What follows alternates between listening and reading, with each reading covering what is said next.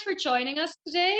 Thanks for joining me. I'm usually with the team, so yeah, I'm Vivian Lowe. I'm a coordinator for Fashion Revolution Scotland.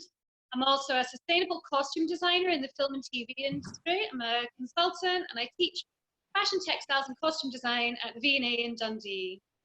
So one of our Fashion Revolution themes this year is consumption. So we have 4 themes this year: consumption, composition, conditions, and collective action. So collective action is pretty much what we've all been about, what we've been about from the very start. One of the things we're particularly looking at is consumption this year. And when the Fashion Revolution team decided to look at consumption, we didn't know that coronavirus was about to hit the world. And of course, in terms of consumption, everything has been unexpectedly thrown into complete disarray, with all the shops being closed and most of the factories globally being, shops and factories globally being closed. And people are at home, and lots of people have, I think, been in just hanging out in their jammies for the first couple of weeks, even while we kind of tried to readjust to this and, you know, being stuck indoors. And I mean, of course, that there are a lot of people still working and everything at the moment. So I'd like to do a wee shout out as well to all the key workers out there who are not in their pajamas and they're out there doing really vital jobs that are help keeping us all going.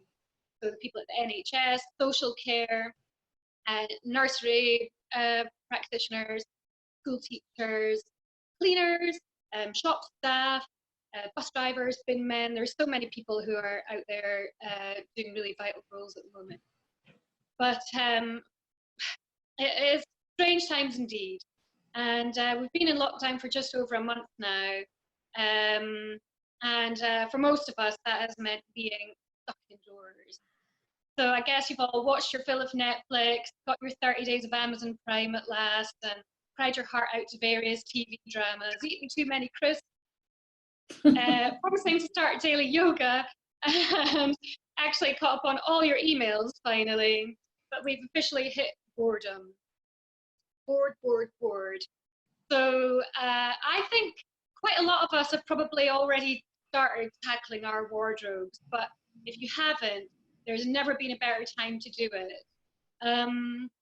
So I was thinking, you know, this is just a perfect time to take stock of what you've actually got in your wardrobe and have a bit of a clear out. So I think doing a wardrobe declutter is as individual and personal as every single one of us, you know, every single one of us is. Like, our style is completely different, the way that we put things together is completely different. And so the way that we sort out our wardrobe in some ways should really suit who we are and, you know, how we live our lives and how we like to dress and style ourselves. So, I mean, I've got friends who are very capsule wardrobe people, and they have their own style and they know exactly what suits them, and they're happy with 15 items in their wardrobe. I don't live my life like that, and I don't apologize for it. You know, I like minimalist things, plain things, things with fabulous silhouette. I like wild pattern. I like color. I like black. I like to wear white. But that said, I know what suits me and fits me, and I know what doesn't.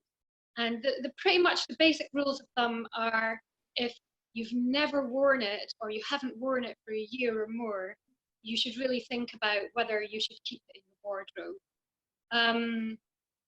So I'm just going to take you through a few simple tips that I do.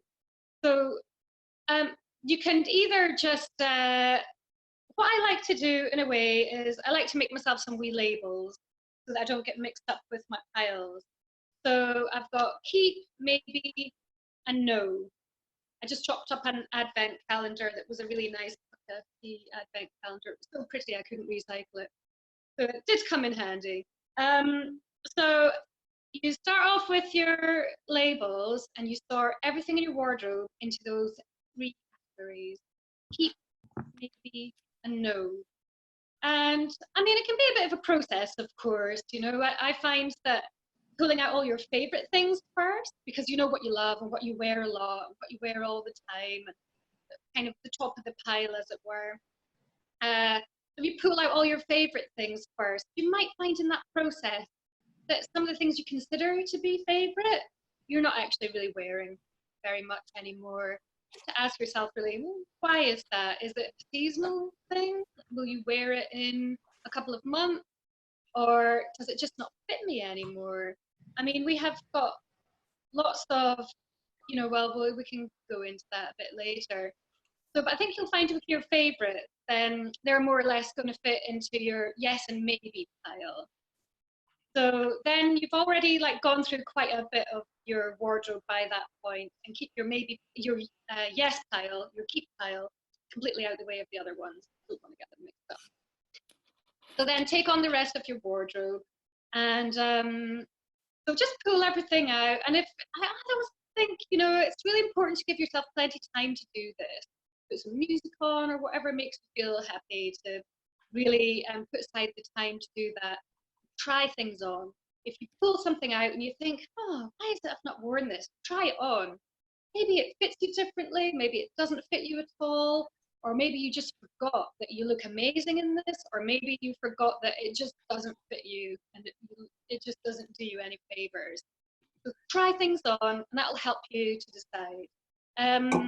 Also, because we've got all this extra time at the moment, you can play around with your wardrobe and think, oh, I've got this wee skirt that I like, but I never wear, but it fits me well, it suits me, it's got pockets, what's not to love or whatever. But you just never got around to trying it in different combinations with different tops or things to make it really work. And now you've got the time to have a bit of a play with your wardrobe and see what else would work with it, and try on come up with different outfit combinations and things that maybe you hadn't tried or hadn't thought of. And so, as I said, it'll take you a little while to go through your whole wardrobe. And for some people, I think it does actually help to do an actual inventory. So get yourself an Excel sheet if that's what floats your boat, or a bit of paper and a pen, and write down everything that you've got. And you can look back and discover maybe you've got 11 black polo necks. Now, you love a black polo neck, but you need 11. Pick out your favourite ones, the ones that you wear, the best quality ones, the best fitting ones, etc. And go through your wardrobe like this and pick out the star pieces that you look and feel amazing in. Yeah, as I said, well, actually, as I said, I'm no Marie Kondo. I do agree with her in one thing. If it brings you joy in your life or sparks that feeling of happiness, then really probably worth keeping. So, yeah. So once you've gone through all your keep pile and you've got all your definite yeses, the maybe and the no pile, they're much more time consuming, and you have to think about them a little bit more. And so then I've made a few more wee labels for myself. So that then we come to our kind of subcategories.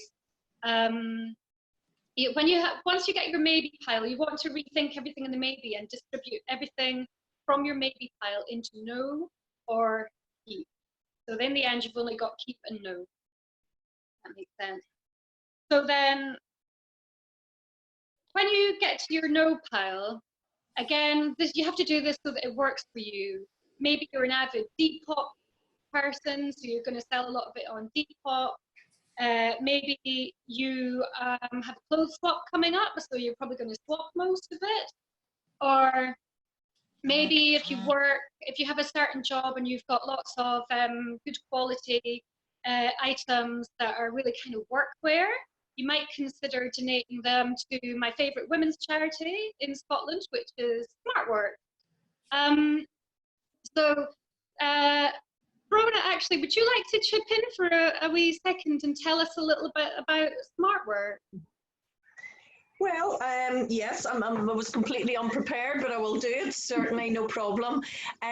Yes, we really help women to feel the best they possibly could when they go for an interview.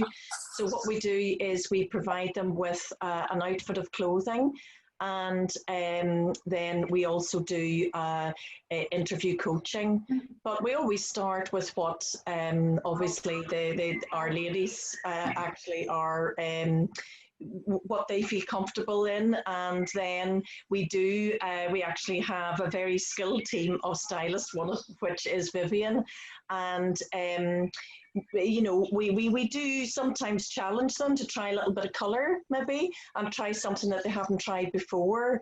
And I mean, a lot of women actually don't wear dresses or skirts very much, and sometimes it is really lovely just to see the reaction about trying something on that they haven't even explored for a long time. So that's just what we're about. It's a 2-hour sort of appointment, and we do know that the right help at the right time makes all the difference. Over 70% of our women go on to get the job within a month of them coming to visit us. So that's really, that all of us. So hope that's enough just to give you a little flavour. But we get our... Yeah, I mean, I'm a huge supporter of SmartWorks, and I volunteer there as a stylist. Thanks for telling us about SmartWorks, Rona. And I'm very proud to be a part of SmartWorks in Edinburgh. And it's a very rewarding position to be in as well, to help women who are getting back to work. And usually they've been out of work for various reasons. It could be ranging anything from homelessness to mental health issues. Maybe they could be anything. Maybe they had children and then they had a gap in their career and they felt that they didn't have the time or the options to upskill. And so the thing is, it's all about actually supporting these women and helping them to feel more confident themselves. And of course, we all know that clothing it completely shifts how we feel. Like I've been in my pajamas for a couple of days and I got dressed in something completely fabulous and something different yesterday, and I was like, whoa, I completely forgot how different this makes us feel. And thanks as well to Antoinette for her amazing inspiring Facebook posts of getting dressed and looking fabulous every day, Antoinette. But this is what we do at SmartWorks. And of course, every woman is different and every job interview that they're going for is different. If you're going for a job interview to be a receptionist at a very high-profile legal firm, what you wear to the interview would be very, very different if you're going for a job interview to be a care worker. And the kind of and also we want the clothes to be quite useful to the person as they're moving forward when they get the job. So while you're going through your wardrobe as well, if you've got something, that's what I was saying, everybody's wardrobe is different. What you need from your wardrobe is different. So I have made a few different categories, and if you want, you can write these down and you can pick out the ones that are relevant to you. So before this whole coronavirus thing happened, one of our main Fashion Revolution campaigns this year was going to be the Great Fashion Revolution Clothes Swap. And we had a couple of huge events planned. We're going to have a big clothes swap at the V&A in Dundee. We're going to have a big clothes swap in Edinburgh and in Glasgow. And but we run clothes swaps all year round anyway. So if clothes swap is your thing, then make a clothes swap pile. Charity shops, I'm a total charity shop queen, so I'm always donating things to charity shops as well as buying things.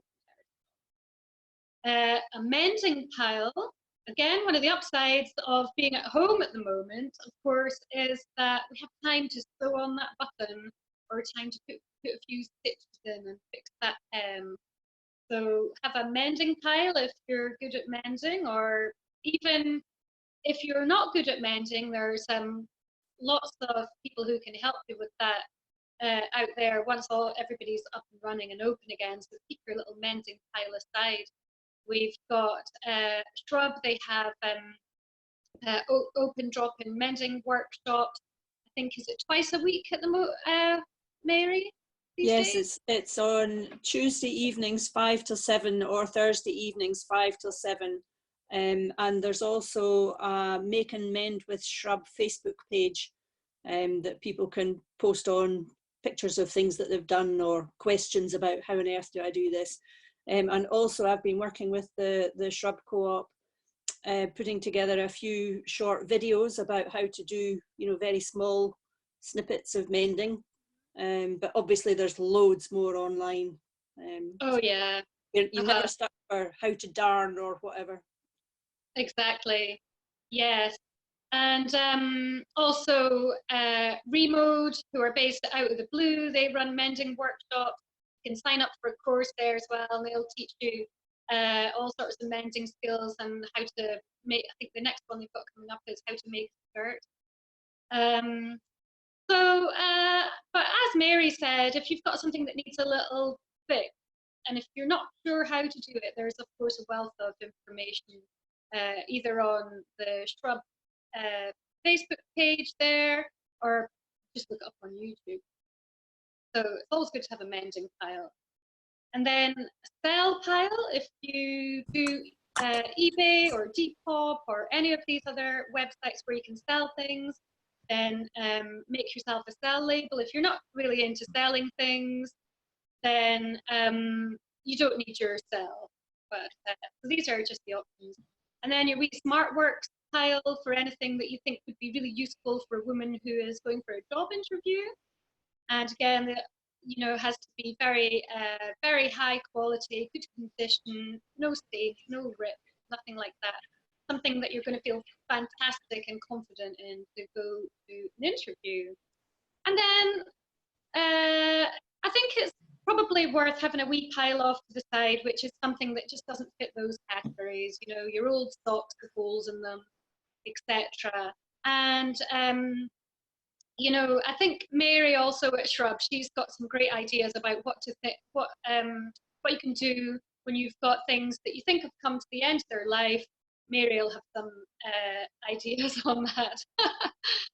Okay, so well, it comes to, I just wanted to do a little chat as well about charity shop. I noticed on a lot of the Edinburgh Facebook pages, there do seem to be quite a lot of people who are doing their wardrobe detoxes at the moment, and they're saying, what do I do with my big piles of clothing? And I've even seen people just dumping them, you know, at the supermarket, Salvation Army things and everything.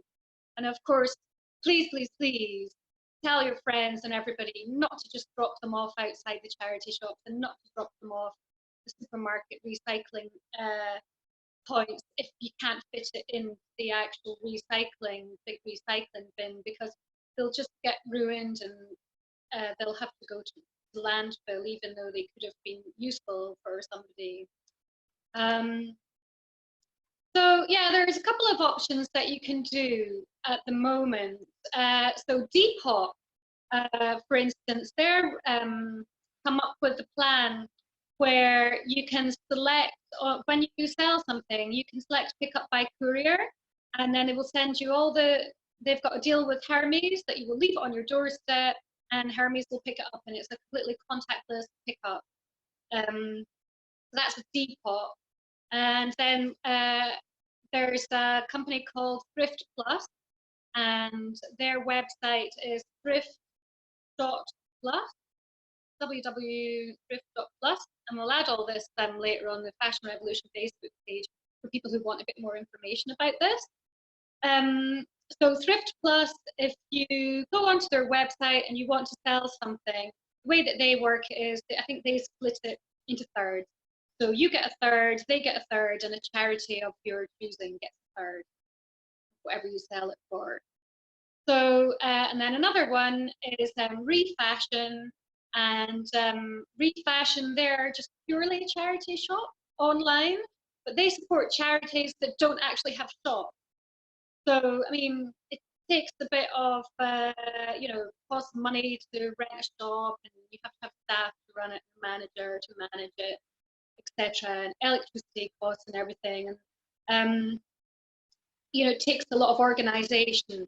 And some charities just don't have the extra woman power or manpower to organise this. And so Refashion, I think they set up really to support these smaller charities who would just essentially get the money for the garments that they're selling online. And Thrift Plus and Refashion, they will send you out a bag. If you go onto their website and you want to donate something or sell something, you just sign up and they'll send you out a bag. Now the post all seems to be a little disrupted at the moment, so I sent for a Thrift Plus and a Refashion bag about a week and a half ago in the hope that I could show you them during this workshop, but nothing from the postie yet. But I think things are just taking a little while at the moment, and that's just part of how it is. I don't know, but it's still a really good option.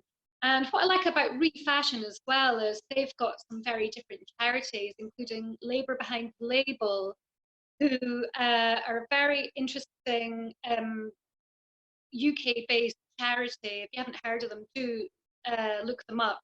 Who've been campaigning for garment workers' rights for a long time as well. And they're very involved with unions in different countries, and they write up a lot of reports, which is very useful and helpful for us at Fashion Revolution as well when it comes, you know, we need a lot of statistics and things like that to back us up when we're pushing for changes in legislation. So on Refashion, Labour Behind the Label are one of the charities that you can click and support. So when you're clearing out your wardrobe, you put some things aside and that would potentially help them. And as I said, at Thrift Plus, there's many more charities that you can choose from. So yeah, so I was just thinking, I'm just going to go through a couple of little things that I have pulled out of my wardrobe, just to illustrate potentially some of the challenges you might come up against when you are decluttering your wardrobe. So firstly, we would start off with our things that we love. So here is a little Hobbs leopard print merino wool cardigan that I got secondhand. What's not to love? It's absolutely beautiful. It's really soft. It looks good with absolutely anything that I wear, and it fits me like an absolute glove. So these are the kind of things, and I adore it. These are the kind of things that there's just a no-brainer, and you put that in your keep pile. And then here's something that I got in a clothes swap a couple of years ago. So this is a Donna Karan DKNY silk dress. It was left at the end of the day. You know, this is how it goes when you run clothes swaps. It's completely bonkers, and then you get a little pick through what there is left at the end of the day. But I thought it's actually quite a beautifully designed dress, and I tried it on, and it fitted me perfectly. So I thought, oh well, maybe it'll be good for some of the teaching that I do and some of the talks that I do. But it's one of those pieces, whenever I try it on, I just end up wearing something else, hum and haw, and it just doesn't seem to do me any favors. Now, it's in perfect condition. It's absolutely beautiful. It still has its belt even. Now, what would we do with this? Now, some people might think that could be a really useful little item for smart work, but we tend to steer a little bit away from really big patterns when we're styling women for interviews, because we want the interviewer to be focusing on the woman and what they're saying, and not to be distracted by their really wild, groovy dress. Whereas because this is a label, this is something that Thrift Plus would be thrilled to get, possibly Depop, you would make some money from it, or take it to a clothes swap, somebody else might absolutely adore it. So, and then from your maybe pile, I often find that, for instance, being a bit of a magpie, I tend to pick up jazzy evening wear, and to be honest, I just don't go out as much as I should. And certainly not at the moment. But of course, this is a time to mention the Dress Up Friday. So if you're feeling the need to get out of your pajamas, and there's a little thing going around social media at the moment where you can dress up, get your fabulous shoes on, a cool frock, get your lippy on, and wear something fabulous and share it on Dress Up Friday, and I don't know, put on some music and dance. Anyway, so this was a really beautiful Marks and Spencer's limited edition, lovely jacquard fabric, super cute little, fairly mini dress. It's got the most exquisite cut. Looks like the sort of thing that would fit terribly if you wore it with a bra. It would just show everything. But it's been very carefully designed. The cut of it, it just covers up the bra perfectly and no more. And I love it. Of course, I don't go out very much, but in recent just at the end of winter, I discovered, so this is what I was going to say about evening wear. Have a think about how does it look with a wee jumper or something. So here is with I've got a little Marks and Spencer's again, charity shop, autograph, very fine jersey polo neck. And I just chucked a polo neck underneath it. And I wore it a lot with flat tights and wee shoes all through the very end of the winter. It was super comfy. And again, I took something that seemed a bit evening-y and just put some day wear with it, really comfy, and got loads of compliments on it. So here's another thing that might be in the maybe pile. This is vintage Laura Ashley evening skirt, and this was £2 in a charity shop. What a find. It has the tiniest waist in the whole wide world, and obviously with all the self-isolation, crisps, etc., this is not going to be fitting me at the moment if I try it on with its super tiny waist. But obviously I am going to do some serious, when I'm out and about in the world, walking again and doing some exercise and get back to doing yoga, I'm sure that this will fit. But mostly I would say, because it usually does fit me, but mostly I would say if it hasn't fit you for a long time, it is time to get rid of it. But that said, I'm just really making a joke out of it at the moment, that because of all the crisps, I don't think I could get the buttons put on it. But it's such an amazing skirt, I would keep it anyway. But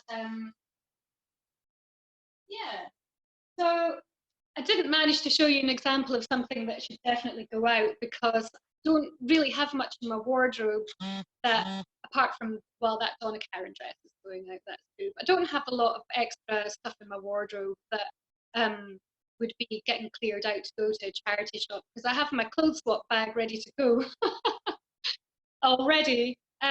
Because yes, we had been planning to do some amazing big clothes swap. So I think that pretty much wraps up my wee talk about decluttering the wardrobe. Was there anybody that had any questions? I've got a question, Vivian. Yes. So I go through the process of clearing out my wardrobe, and then I end up putting it all back. So mainly because I start thinking about, God, I wore that then, it has memories for me.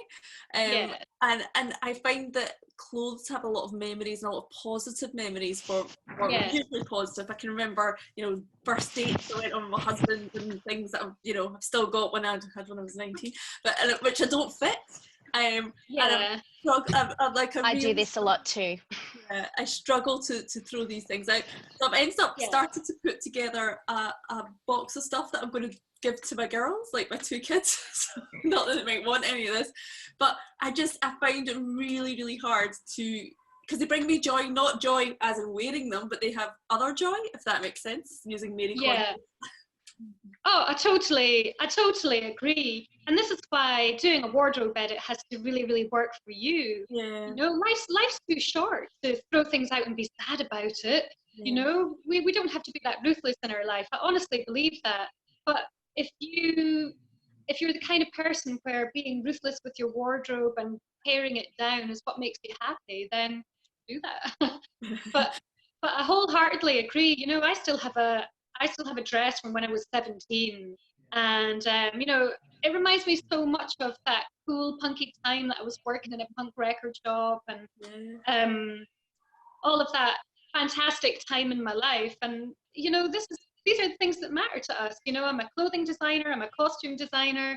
I keep these things. Yeah. And I refer back to them as well. So that's what works for me. But I do pull out the things, you know, contemporary things that don't fit me, don't suit me, that I never wore, that, you know, maybe I thought I got in a clothes swap and I thought, yeah, that could work. It's not something I would buy. That's the beauty of a clothes swap. Yeah. You know, I wouldn't spend £100 on it, but here it is at a clothes swap. I might wear it once and bring it back to the next clothes swap. That's the fun of it. And so it's about moving all that stuff through your wardrobe, but keeping the sentimental things and keep the things you love. I agree. I think one of the other things that you can do with items that you're keeping for sentimental reasons, that even if you have a small piece of the fabric or you make something else with the fabric, then you can sometimes, you know, maintain that sentimental link without having to keep the whole item. Yeah, I think again, it depends entirely on the person. You know, I've got a couple of friends who got really into kind of patchwork and embroidery, a sort of collage like embroidery, and also quilt making. And then seems to be something very addictive about that. Once people get into quilt making, they just can't stop. But and if that's your thing, then maybe incorporating really special fabrics might work. But for me, it's also very much about the detail and the shape and everything of the dress. But then, you know, I've worked for years in the fashion industry, long time, and in styling and everything as well. So for me, its value is in its whole piece, but that's only me. Can I just say, if you know, if you do want to keep your special garments for your children and things like that, and I think it's more about how you actually store them, isn't it, after deciding that process, because I do think it's valuable. I've got a friend who has done that, and her husband has passed his wedding suit on to his son, you know, so, but if you're not going to put them into something that's going to keep them valuable and safe, then there isn't really any point in doing that, is there? Yeah, I agree. They're sitting in a pile on the floor of the bedroom just now because I've just started the process. But yeah, I need to think about how I put them away and have them make sure they're all. I actually went through, started re-washing some of them because it's clean, but it's in the drawers. But re-washing and trying to put them away. But yeah, just I love the idea of memory, and it's really a nice idea of the making things out of it as well. Things that maybe aren't good enough to keep really for them. So. Yeah, but it's interesting. And I think especially if you've got like some really beautiful, well-made and interesting designer pieces, like I know you have, Antoinette, then these are things that, you know, my daughter's a teenager and she's probably not really interested. She has expressed a couple of items of clothing that will you keep that for me, Mum, when I'm older or whatever, and you know, I do. I think as well, especially you know, there's certain items that you know are very special, and it is potentially worth keeping them for our children if that's something that you think that they'd be interested in. I mean, my mum had like Missoni pieces and everything, and who knows what happened to them. Should we clear out and it was all gone. Yeah, I would love some of those. Yeah. But you know, it's gone. Life moves on, and it's fine. But I think it's, as you said as well, it's very important to really make sure that you store them properly. And I actually found that Vogue and Good Housekeeping recently, they've got quite a few interesting blog posts on how to properly take care of things, you know, especially, you know, our knits, so that we keep the moths away from them, things like that. So it's worth really properly looking into all of that to properly store and care. Did you say Vogue? Vogue and Good Housekeeping. Oh, thank you. Yeah. Yeah. I just wanted to ask a question about, you're talking about smart works for the charity and for ladies, people going back into work. Is there any, do you know of anything that's for people that's suffering like with mental health, to make them sort of feel a little bit happier about themselves, you know, with their clothing and things like that? Not necessarily going back into work, but maybe just moving on forward in their lives to sort of, do you know of any sort of charities that do that sort of thing? That's a great idea. I think it is a great idea. We don't, I mean, our specific purpose is about employability. But it is a great idea. It's a super idea, I think, really. Yeah. Right. I mean, we do in exceptional circumstances, and that seems to have happened more recently, or more frequently recently, is, we certainly would help women in great need, whatever, even if they didn't have a job, we would do that if they needed clothing. Do that, but our specific purpose is really about employability. But I'll certainly make a few inquiries and see whether there is anything else around. Yeah, just sort of fairly interested, and also because I'm sort of from the northeast, I'm from Grimsby, I don't really know. I'd like to talk a little bit more to sort of Fashion Revolution Scotland and see what links we have got here. But if it was something that you think was viable, are there people that I could maybe connect with? I think it's a really good idea, actually. But what would probably need to happen if there's nothing out there, you know, to set something up and get some funding and everything? Good idea. We could talk about it even. Yeah, that's brilliant. Thank you very much. Yeah, because it has got such a positive effect on our well-being, and that's really a lot of what we've been talking about this week too, isn't it? It is. And it's very much the core of what we're doing at SmartWorks as well. I think because of, you know, the upcycle business I'm in, I find that a lot of things that are gifted to me are just too, like you've talked about, are just too nice to cut up or too good quality to reuse. So I'm at the moment sort of, you know, like you're talking about your inventory, I'm now sort of sorting things that are people giving to me to in different piles that I'm thinking, what do I actually do with all of this stuff now? Because it is too precious, it's too valuable, and some of it is. Yeah. So, and it does tend to mount up, doesn't it? It does, and it's lovely what you've talked about, the, you know, the different like thrift and refashion. I think that's wonderful, but I still think when you look at like our demographics here, we have got people that are in poverty, and we have got people that are suffering with their mental health. So to sort of have something like SmartWorks, but also maybe something that is more about somebody that is really low with a depression, that just could do with that little bit of a boost, like from a stylist or somebody, just to sort of gently ease them into feeling happier about clothing again and being smarter. Or not. Yeah, I love that idea, actually, Elaine. Yeah. Well, if you want to email us at scotland@fashionrevolution.org, I will. just to connect with us, and we'll have a wee chat about it. Yeah, thank you very much. That's lovely. So, any other questions?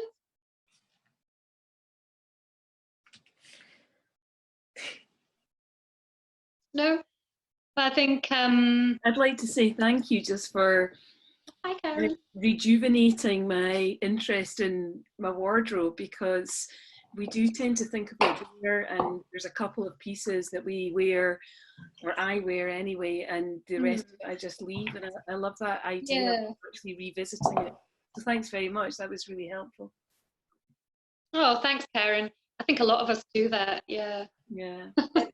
One of the things that you mentioned was the possibility of having a spreadsheet and you know, itemizing everything that we've currently got. Are there any resources that we can download, or lists, or, you know, categories, or, you know, because if I'm sorting my wardrobe into, you know, how many blouses of this and that, you know, what are the categories?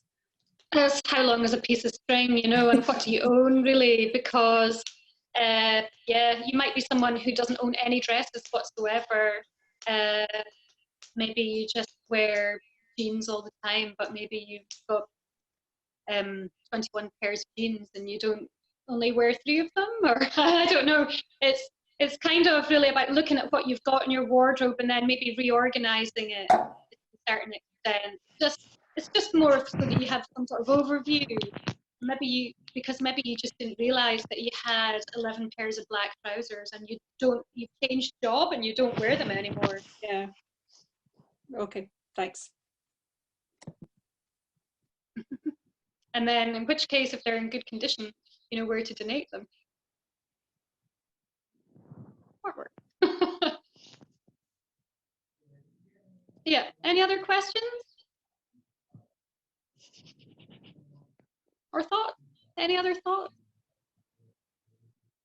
I'm talking. Sorry, I'll let somebody else talk. Sorry. I'm currently doing the luxury fashion and sustainability course through Fashion Revolution and FutureLearn. And last week, one of my projects was to do an inventory on my wardrobe. So I did like a bit of an Excel spreadsheet and stuff. And so they suggested it was very basic, like just do it in like tops, pants, dresses, all that kind of stuff. And it was mind blowing how many things I have.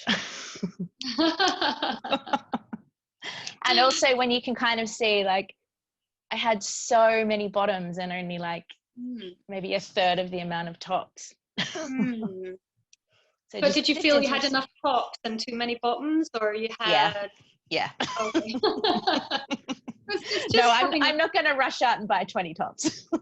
Yeah, it's just about having a bit of an overview, you know, and sometimes, again, we find that we wear the same things over and over, and it's just about rifling through, you know, and of course we live in a seasonal place, so although we didn't have much of a winter this year, you know, we've kind of transitioned into warmer weather. So it's about just rifling through the back and having a look and pulling everything out of the drawers as well. And oh my goodness, I forgot about that. Yeah.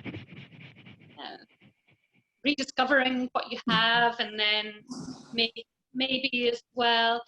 I mean, I don't think I'm really. I've never really felt like I'm very influenced by fashion trends, as it were. But and in a way, having worked so long in the fashion industry, I was at the other end of it. So I was at the end of setting the trends rather than following the trends, as it were. So, but that said, because of that, and even before that, I've always been the kind of person that just wears what I like. And, you know, I just wear what I feel great in, what suits me. But there's always like a wee thread of that, which is, you know, how it kind of relates culturally to what's happening in the world and everything at the moment in terms of what is happening in fashion. So, you know, you do find certain things that you love and that you adore, they just don't work as well, or they feel a bit out of date even though you love it. And if you just don't feel confident it's something you adore, like leopard print actually really did go out of fashion for a couple of years, but that said, it has pretty much been in fashion since about 1928, so it only went out of fashion for a couple of years in the middle somewhere. So you know that it's going to come back, and you know that you love it and you keep it, but it may have gotten lost in the back of your wardrobe, and the joy of going through your wardrobe and rooting everything out is you find it and wear it again. Or if it doesn't fit you anymore, sell it on Thrift Plus or something. And can I just tell you what my sister said? I had been texting her saying that I was going to be doing an online Fashion Revolution thing this afternoon, and she said, Fashion Revolution, she said, is that like dungarees where if you keep them long enough they come back into fashion? It is for some people. Can I jump in? Is it okay? I'm just interested in when we're talking about our clothing, about our actual underwear, and sometimes that is often the item of clothing that we spend the least on. Yeah. And so I've been sort of quite trying to research, you know, better quality underwear and things at the moment. And I just wondered if you'd got any advice on that, really. A lot of the companies seem to be finding a sort of, you know, Swedish or New Zealand and places like that. And is it a relevant question, or is it something outside of your remit? It's a smidge out of the box for this workshop, but it doesn't matter because it's all good. But yeah, underwear is often a bit of a challenge to find really, really good quality and sustainable underwear in particular. Do you mean, or? Yeah, that's what I've been trying to look at, sort of obviously more sustainable, something that is better for the environment, but also good quality. And I know I'm happy to spend that little bit more and just to sort of test it out. I'm not going to sort of go and buy a lot of it, but in particular, it's bras I'm finding so difficult to find anything that's suits my shape, suits my bras are difficult. They're feat of absolute amazing. Yeah, engineering a bra. I didn't know if anybody sort of knew. I mean, I have been researching it as best I can myself, but it's a minefield. There's just so much out there, and I didn't know if anybody had experienced any companies or tried anything that was really good. There is a brand called the Very Good Bra, and it's the first in the world fully compostable bra. Wow. I have one and I absolutely love it. Right. It is Australian based though. That's fine. And they're not cheap. I think it was like $80.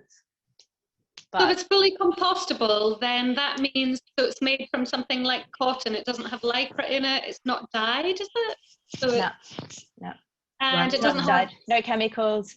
It's absolutely everything, like even all the thread. She wouldn't even use like any glue or anything like that in it. She spent years and years and years and years developing it. And it's probably not underwired. No wire, no. And so is it quite supportive as a garment, as a bra? It's supportive enough for me, but I don't have very big boobs. This is really what I was getting at.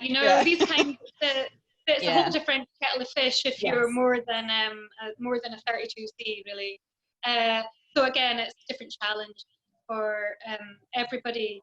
So and sometimes, and it depends what is important to you as well. So I would say, for instance, there's Miss Vivian Lingerie. She's another Vivian, and she's based in the Scottish Borders, and she is doing all her own sewing. Not for the faint-hearted to take on your own lingerie business and make it all yourself. Have a look at her. Have a look at her website. She does absolutely gorgeous things. But again, she doesn't really do much in the way of underwiring, but she really does think about making things fit and be supportive for larger size cup sizes. Yeah. And then there's another underwear company that do mostly like knickers, underwear, pants and things. I think they're called the Mighty Good. Just escaped me for a minute there. So there's quite a lot of organic cotton people out there. And I have to say, Marks and Spencer's, they came up very high in this year's Fashion Revolution Transparency Index. And they're doing a lot of work on they have been for years doing lots of work on their sourcing and supply chain. And, it's difficult as well, isn't it? But I think they've been making good quality underwear for decades. Yeah. And if anybody knows, surely Marks and Spencer's know how to make a decent bra. But underwear is always a difficult one. Yeah. That's really helpful, though. Thank you ever so much. And Marks and Spencer's as well, long been supporters of the Better Cotton Initiative and things like that. So even from the seeds to the fabric part of the supply chain, has been ethically, monitored to make sure it's been ethically produced as well. Yeah. Anything else? I was just going to say, Vivian, I don't know about sustainability ratings, but Rigby and Peller. Oh yes, bra makers to the Queen. Well, used to be. There was a bit of a gaffe. Somebody Oh, she doesn't disclosed, get her bras there anymore. she disclosed what bra size the Queen was, so they're no longer bra makers for the Queen. But they are very good. A wee bit on the pricey side, but I mean, I've only got a couple, but very good. Oh yeah, they're amazing shop. And obviously ideal if you can go and get a proper fitting, but they judge by sight, which is interesting, pretty accurate. They do measure you as well. Many moons ago, I got measured up by a lady in Rigby and Feller when I lived in London. Yeah, but it's something that would be worth us really looking into and doing a bit of an article about, because it does seem to be not so much a gap in the market, but it's a difficult one. Yeah. In fact, I think just 1 second. Izzy, could you answer the door? Somebody at the door. I think Ruth McGill, who is one of our Fashion Revolution fantastic volunteers, she did a blog post on her blog, if you look up ruthmcgill.com, about ethically produced underwear at some point. Yeah, that's brilliant. Thank you. It's just that now I go, there's a local really good lingerie and underwear shop, and I've been several times and bought really nice expensive bras, but then it's either the fabric or it's like you say, the underwearing, and I just can't, just don't want it to wear it anymore. So I've been really keen. So I will look into Ruth as well. I've been following her, so that's really good. Thank you. Oh, and getting the fit right for bras, just it's a very difficult one. I mean, if you think the clothing industry is all about finding something, a 3D thing to fit a 3D shape, which is a 3D item of clothing to fit a 3D thing, the body, but everybody's boobs are completely different, and so for bras, it really, it's very challenging. Yeah, and it sets you up for your whole outfit, doesn't it, really, what you're wearing underneath? Yeah, totally. But, for most people, it's a bit of a quest, and you find a company that make bras that just seem to fit you, and you stick with them. Yeah. Changing shape doesn't help. Yeah. Well, I'm going to have to sign off because we've got another workshop in about 5 minutes. But thank you so much for joining me today, and it's been lovely chatting with you all as well. Thanks so much for all your questions and thoughts as well, and I hope it's been helpful to you. Thank you, Vivian. It's been great. Thank you, Vivian. Lovely to see you all. Thanks a lot. Bye. Bye. Bye.